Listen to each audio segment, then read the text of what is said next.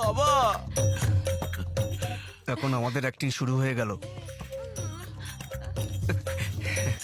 আরে আমি তো ভাবলাম মালিকের ছেলে খুব মডার্ন হবে, এ তো দেখছি গোবর্ধন। শহরে নারকেল তেল সস্তা, তাই মাথায় বেশি মেখেছে। এ কি দেখছি, বাবা, এই বাবার এরকম ছেলে? দেখে তো মনে হচ্ছে বুড়ি চলছে, দেখো নেচে নেচে। শয়তান কোথাকার।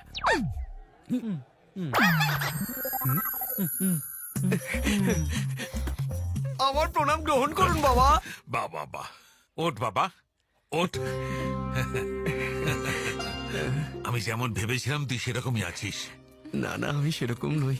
ঋষি, মা, আমার সোনা ছেলে, আমার ভালো মা। তুই এখনো ঠিক তেমনই ভোলা ভালা আছিস যেমন ছোটবেলায় ছিলিস।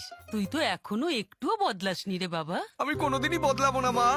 মা, দেখো ছেলের কাণ্ড। কাকা, আমার প্রণাম নিও কাকা। আরে ওঠ বাবা। বাবা, দাদা, আজ ঋষিকে দেখে আমার ভীষণ গর্ববোধ হচ্ছে। আর আমার মাথা খারাপ হয়ে যাচ্ছে। বাবা, ইনি হচ্ছেন আমার সঙ্গীত গুরু। গুরু কারো পায়ে হাত দেয় বাবা, না। আমি বলছি, এই বুড়ি টিচার, তোমার বয়স বাবার থেকে অনেক বেশি।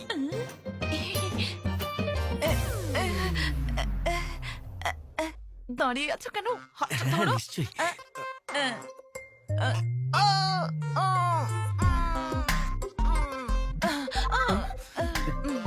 কোমরে ব্যথা। বুড়ি না, সেই জন্য কোমরে ব্যথা। সবাই শুনুন, আমার ছেলে বিদেশ থেকে আসার উপলক্ষে একটি প্রীতি ভোজের আয়োজন করেছি। সবাই এর আশা চাই কিন্তু।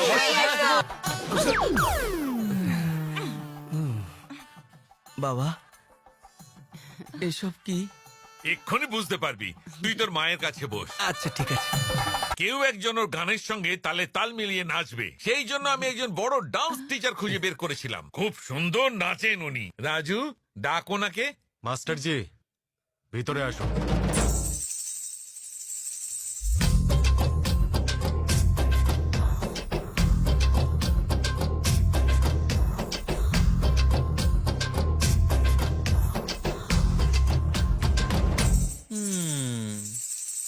নমস্কার। আমার নাম গোবর্ধন শিব শঙ্কর।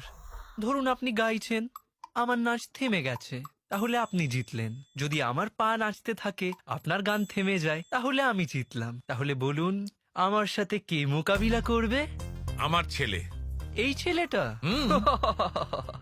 উত্তর দিক কোনটা? এইদিকে। আরে বাহ, নাক নয় তো?